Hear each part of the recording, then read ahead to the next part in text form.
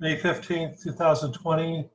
I'm going to start off by saying the Pledge of Allegiance. You don't have to say it along with me because it gets a lot of feedback, so I'll just say the Pledge of Allegiance. I pledge allegiance to the flag of the United States of America and to the republic for which it stands, one nation, under God, indivisible, with liberty and justice for all. Okay, with that, I'm going to just turn it over to Wes Lanter, Atchison County reopening plan for 5/15 for today, final copies. Good afternoon, gentlemen. How are you doing? Good. Okay. We got our committee together, and after we got the updated phase 1.5 from the governor's office, we had phase 2 ready to go, and then we had to quickly scramble and start over from scratch when she released her 1.5. So before you, I've emailed each of you the 1.5 plan. So you'll have to flip over to where 1.5 is because I emailed you the master document. So as we go down through here, most of what is in the plan that we are presenting to you is almost identical or very similar to the governor. A little more strict in a few areas, but so essential businesses, nothing changed on that. Restaurants and bars are allowed, as long as they serve food, are able to open up to 50% occupancy rate, and that's per the fire code. Tables must be 6 foot apart. Customers should be seated in cohorts, no more than 6 people per table. Waiting areas should be closed. Self-serve beverage stations and buffet stations are closed at this point. And then, of course, enhanced cleaning, just like they've all been doing all along. Retail businesses, we opened that up to 10 people per 1,000 square feet in any retail business. Long-term care facilities, those all adhere to KDHE and the governor's plan. So we didn't restrict those at all. Child care is the same way. Personal services. So this is salons, tattoo parlors, stuff like that. They're able to open at this point in both our plan and the governor's plan. They're only able to take appointments. Both the service provider and the customer must wear masks during their appointment.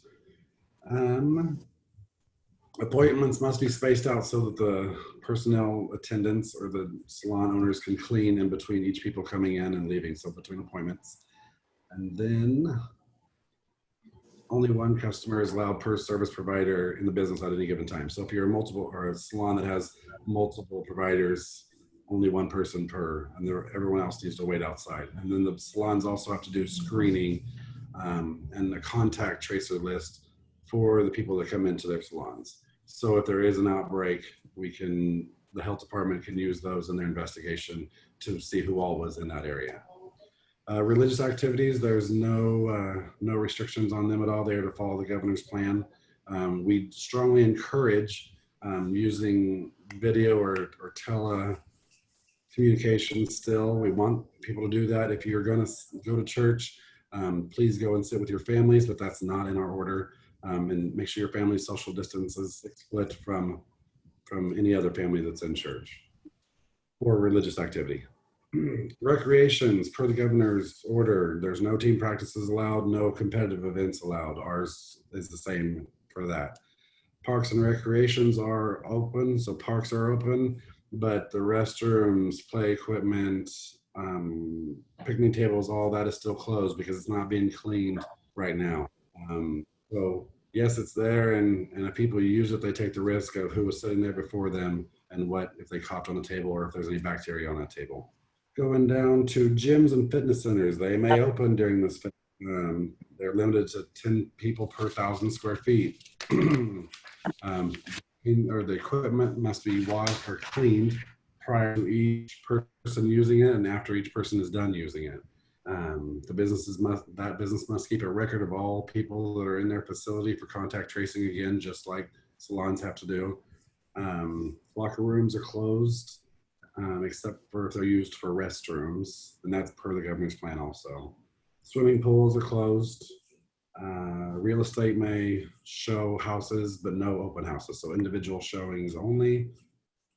And then medical community events. There are no community events at this time per the governor's order, and that includes theaters. That is most of the plan. Lori, do you want to speak on the plan at all?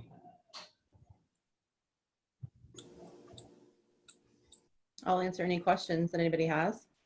Oh, the first thing is, Lori and Wesley, by the way, thanks for all the work you guys do. This has been an incredible task for you for several months, 7 days a week. I realize that. So my hat's off to you. Where are we stricter than the governor's order? Are we stricter anywhere in the governor's order? We are stricter. I believe maybe not now that she didn't go to phase 2. We're still in phase 1. Let me look. I didn't specify that the mass gathering for the governor is 10. 10. She wants 30 on phase 2. So for phase 1.5, mass gathering is 10 or less. I really couldn't see any difference. You know, I don't know where it is. So. Does anybody from the public wish to ask a question?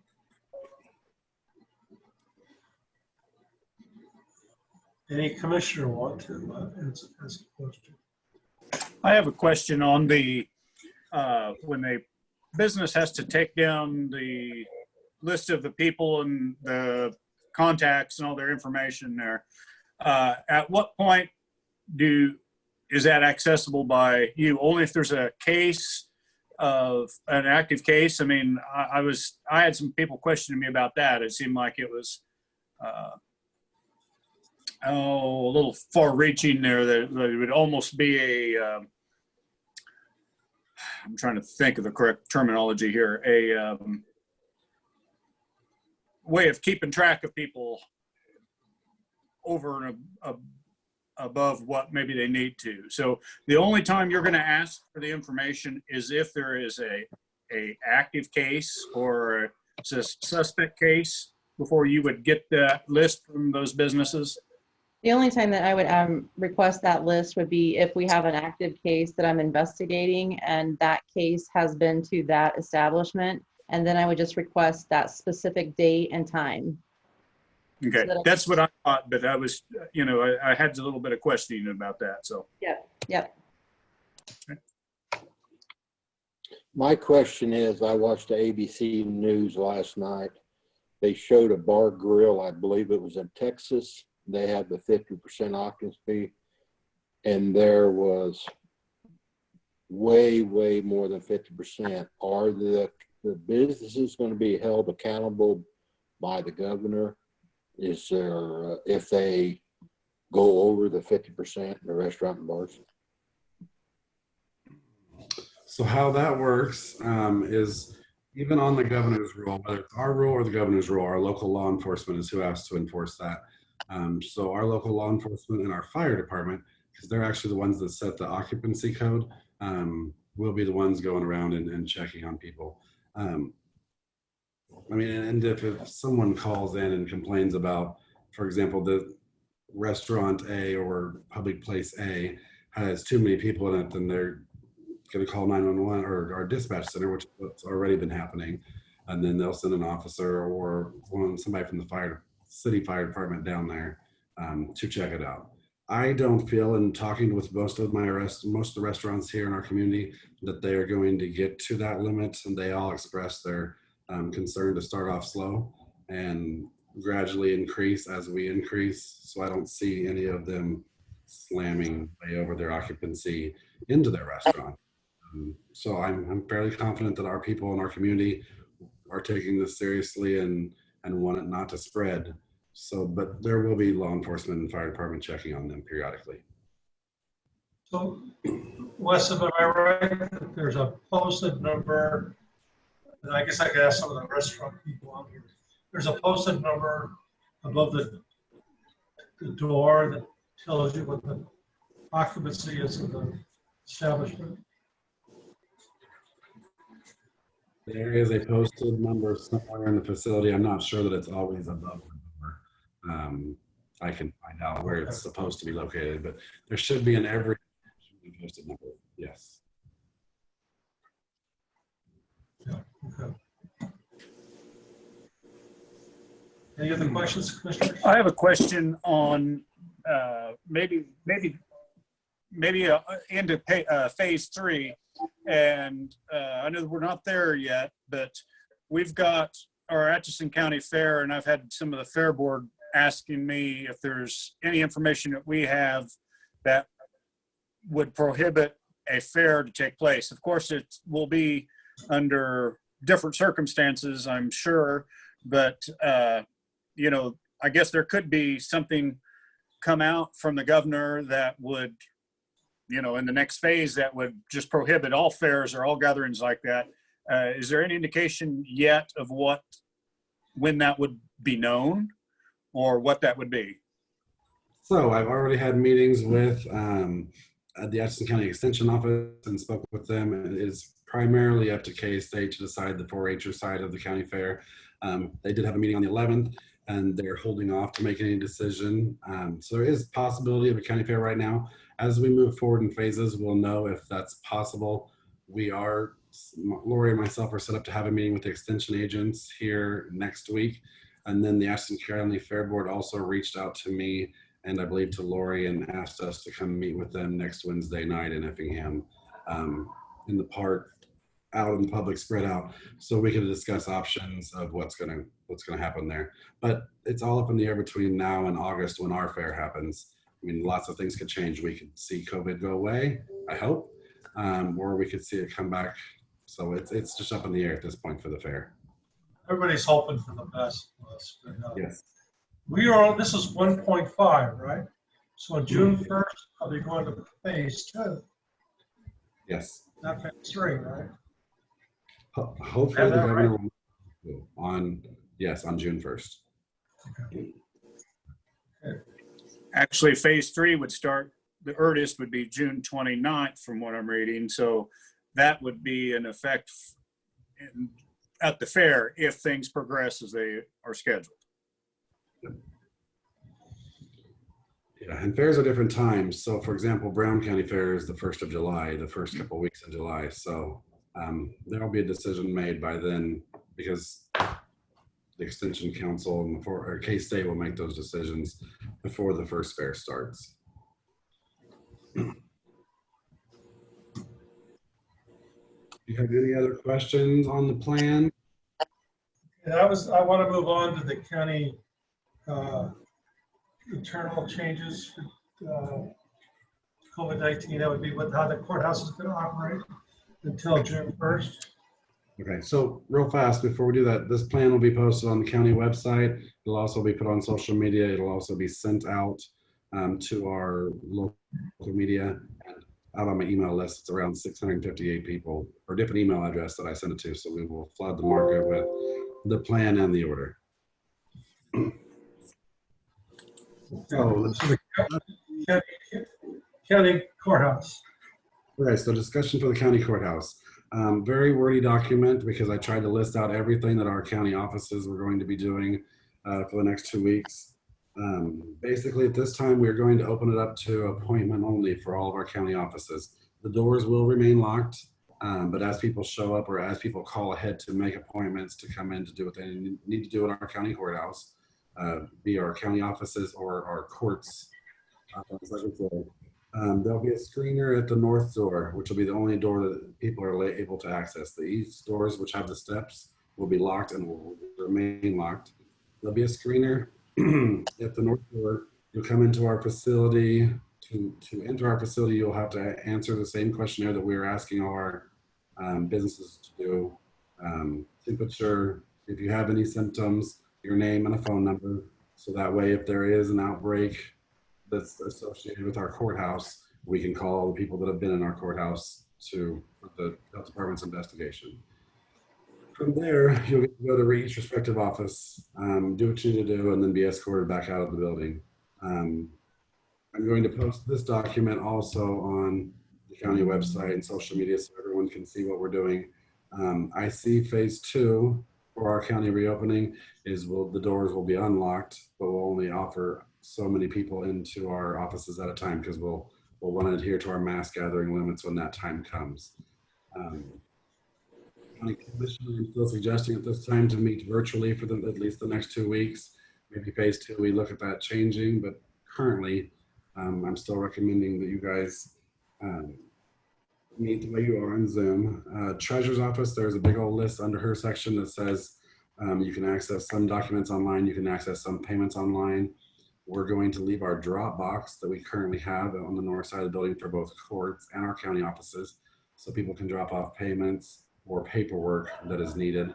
And then our county offices can still take care of that for them without them having to go through the hassle of coming into our buildings. Clerk's office is the same thing. We've listed different websites that you can get mail out ballots, so election stuff and not driver's license, fish and game information places on the website, or you can call them and ask questions. They can get you hard copies of whatever you need. Registered deeds, same, with the links on the website, and by appointment only. County Attorney's Office by appointment only. Basically all of our different offices are by appointment only at this time. Transfer station is not going to change. People can go out there. Our employees are just going to socially distance from anyone that comes out to the solid waste department. Atchison Senior Village is not changing anything at this time. They're still going to limit visitors and screen any vendors that come because we don't want that population up there catching COVID-19 and running through our facility. Sheriff's office is still by appointment only. Bin inspections on Tuesday and Thursday, or appointment for anything else. Inmate vision at this time is on-site. Inmate visitations are still closed at this point. That is all. Oh, community corrections are still going to be working from home and meeting clients outside the office. Do you have any questions on that? I have none. Do we need to adopt this? Yes, I need you guys to vote to approve this, and then we'll release this along with all the other paperwork tonight that we're going to release. Okay, so the chair will entertain a motion to approve the Atchison County internal changes to the COVID-19 for phase 1.5. I'll make the motion. For a second.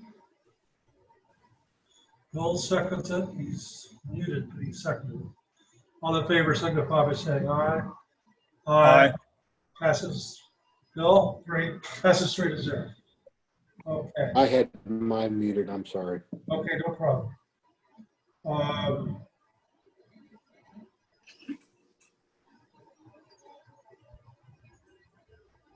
And we have a resolution. Pat, do you want to explain the resolution? 2020-1464. Well, that's.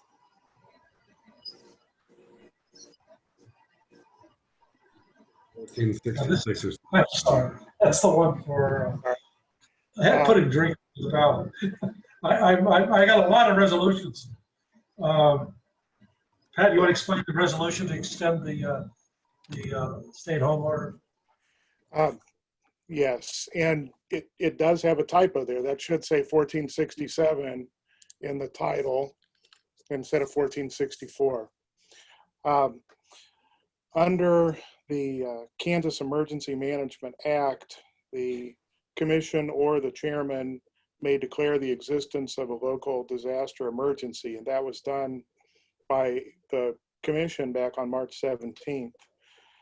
That declaration needs to be continued if the disaster emergency remains in effect. And I believe that it does. And I know that that's the recommendation from Mr. Lanter, that the situation that creates the hazardous condition continues to be in place. The effect of passing the resolution is that the declaration will remain in effect for another 60 days unless it's terminated earlier by action from the board saying that it's no longer necessary. As a practical matter, it would allow the county to be able to submit applications for reimbursement in the event that there are possibilities of getting reimbursed from FEMA, for example. And so it's necessary for that.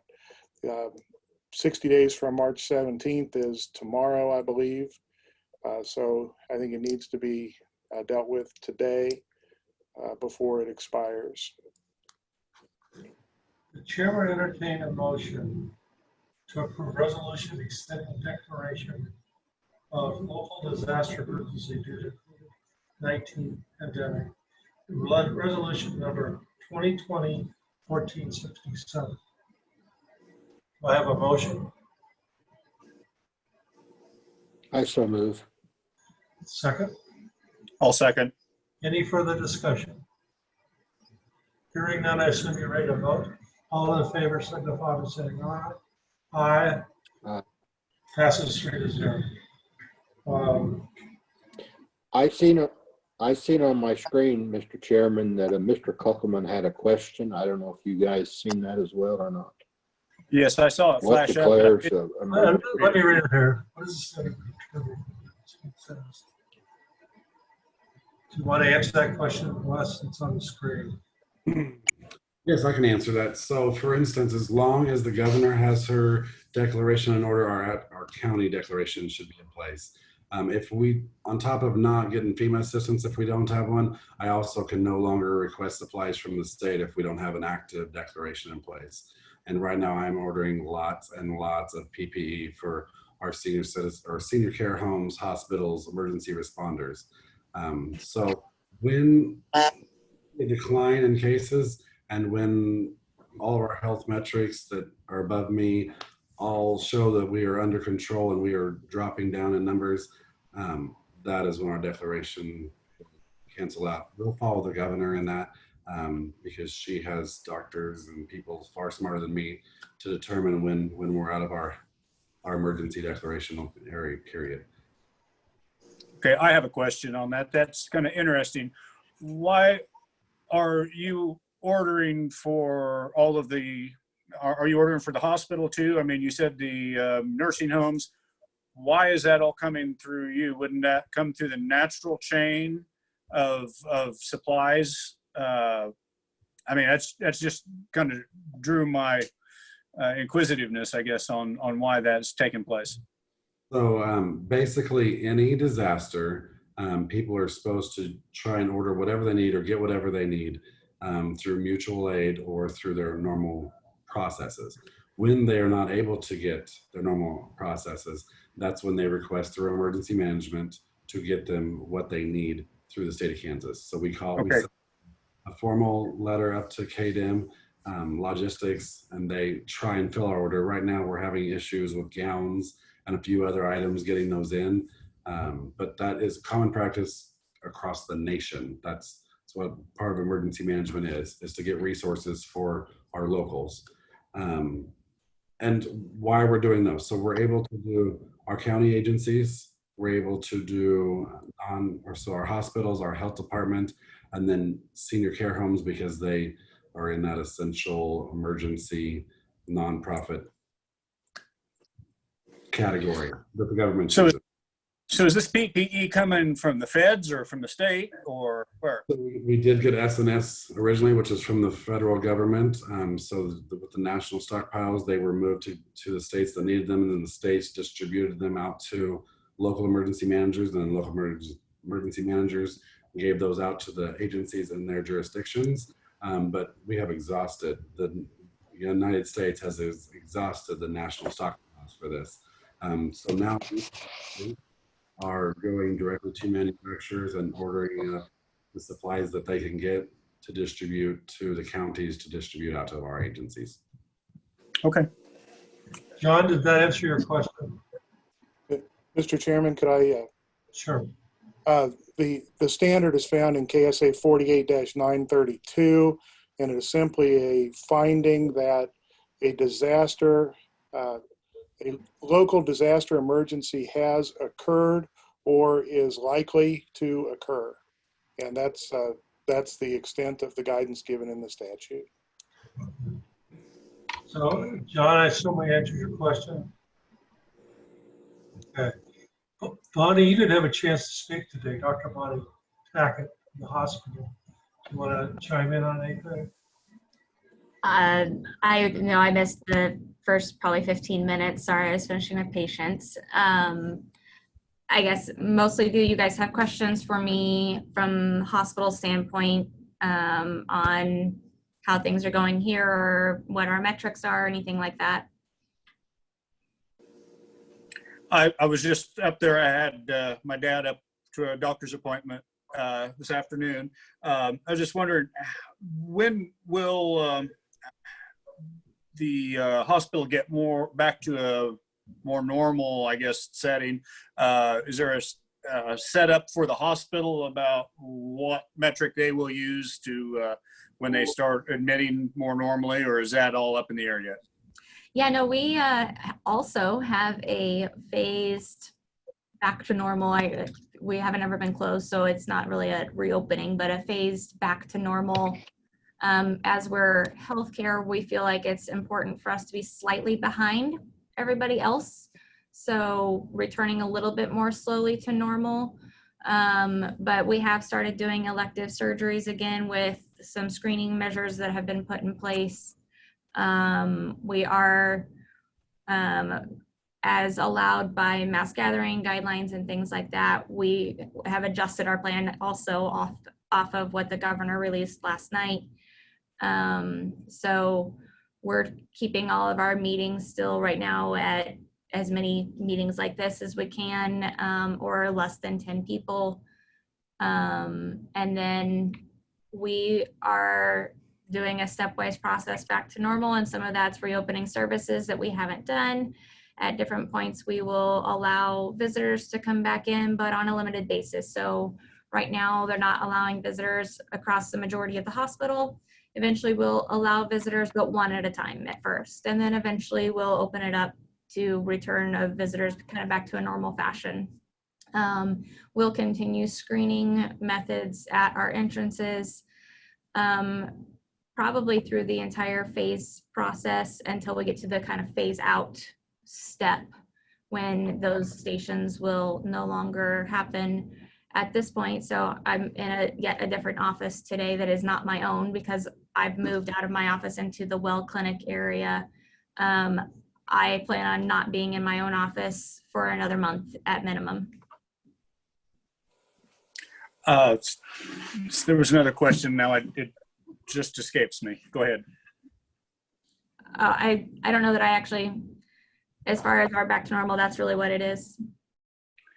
Okay. I did have another question, and that is, if someone thinks they have COVID or possibility, is there anything that, should they go to the hospital in the county? I mean, if they don't have a doctor, can they go to Shawnee County or go to Missouri Hospital, or, you know, is there anything with the pandemic that would make them want to stay in county, or any ordinances or anything like that? Ordinances, no. I do know that there are some counties in how they're doing their testing. They're doing all their testing through their county health department, and their county health department won't test their county residents. We have gotten phone calls, particularly from Leavenworth County, where they've had an Atchison County resident that they thought needed tested and asked, hey, we want them tested. And we have asked that we've asked those providers, hey, if you know you're seeing an Atchison County resident for symptoms of that, we're trying to control our supply. So we've actually asked them to direct them to us for that visit, so that we can make sure they're meeting appropriate criteria for testing, because there is still criteria that we're asked by our laboratories to follow for testing purposes. But as far as can they go to a different place and potentially even be tested, short answer is yes.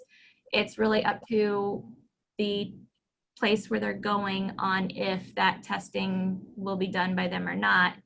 And if they can't do it because they're not from their county, they should be disclosing that to those patients.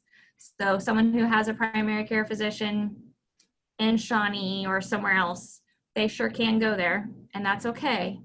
But if that primary care provider will not be able to do their test, then we've asked other places to be able to direct them to us so they're not getting 2 visits, because we need a visit in order to show that they meet criteria for testing. Even across state lines? Even across state lines. We have had people from Platte County come up here with symptoms and be tested, and that's okay. If they're positive, then we actually, instead of reporting to Kansas Department of Health and Environment, we actually have to report to Missouri. So that is okay. It's a little messy. I want to put a positive plug in. I needed to see a doctor last week, and I actually did telehealth. Mhm. It's kind of it was a new thing for me. I had never done it before. I was pretty amazed how well it went. So I'm sure people are doing that. I don't think you've been promoting that much. We have actually. We have been doing some marketing regarding telehealth, and we're encouraging it, especially for anyone who's high risk. We're trying to keep them out of the building if we can. There are some things that are just not possible via telehealth, where you truly need to be able to lay your hands on a patient. That's part of medicine. But a lot of mental health things can be done easily via telehealth. I had 2 telehealth visits today. One of them was even a blood pressure visit, and she had blood pressure cuff at home, and we were able to do that via telehealth because she could take a blood pressure and she could tell me her blood pressure. I can tell you, a lot of people are saying that only the younger generations are going to get on with that. My younger people love it, but both of my visits today, the younger one was 69. So, and they were video chats as well. So that was fantastic. But we are encouraging that. We do not know how long that they will allow us to continue doing that. Prior to COVID, insurance would not pay us as a rural health clinic for a telehealth visit, which is why we never previously did it. They've exempted that at this point. And so we are doing them, and we will do them definitely through this point in time. And then we'll have to see what insurances say after COVID is resolved and practices are kind of back to normal. I think they're wonderful visits. And I think it gives people a lot of reassurance that we're not having to have them come in for everything.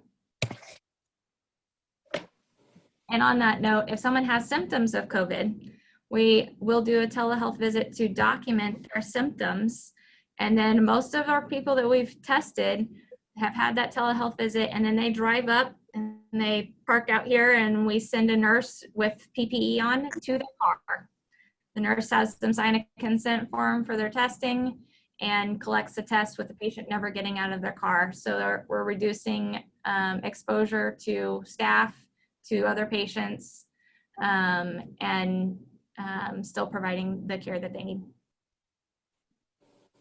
That's like good leadership. Anything else anybody has? Michelle, do we have anything else on the agenda? She's not here anymore. I lost her. Anything else we need to go over, Wes?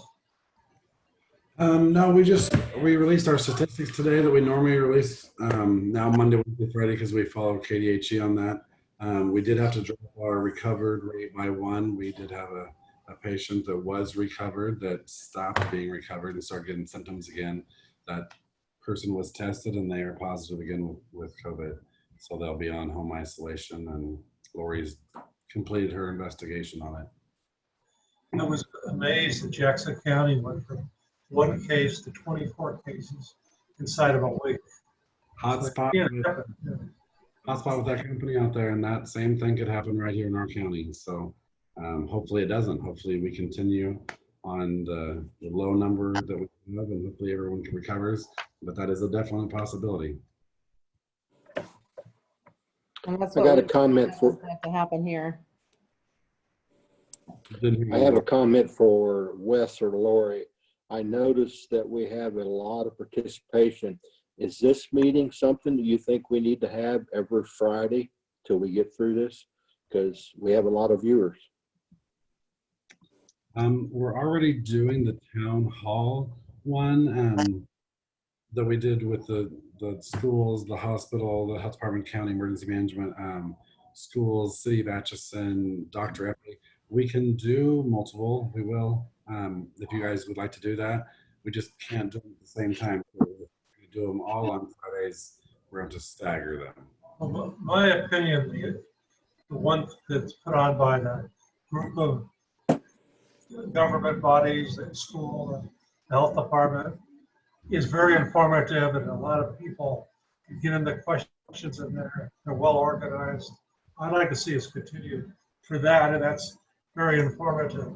And I went to the last one, there was a multitude of people on and learning from that. So at least that's my opinion.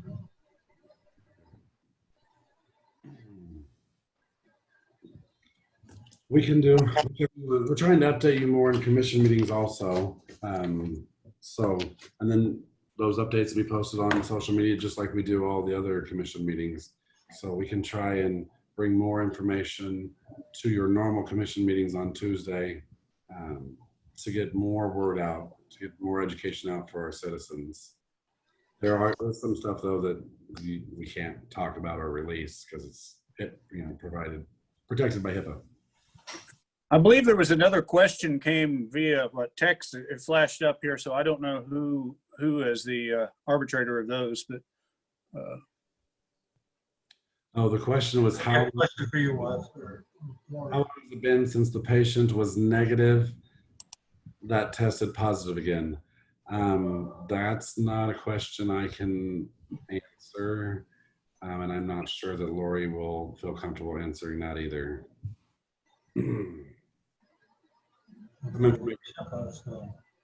Protected by HIPAA, and I'm not gonna. That's not a question for me to answer.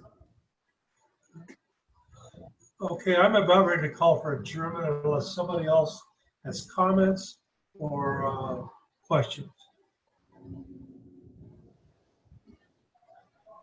Not hearing any, the chair would entertain a motion to adjourn at what the right time is, 5:37 p.m. also move. I'll second it. It's moving and second. All in favor, signify by saying aye. Aye. Unless you don't get to vote. Just wave in mind, everybody. Good to see Everybody you. have a nice weekend. Thanks. See you Tuesday. Thank you, everyone.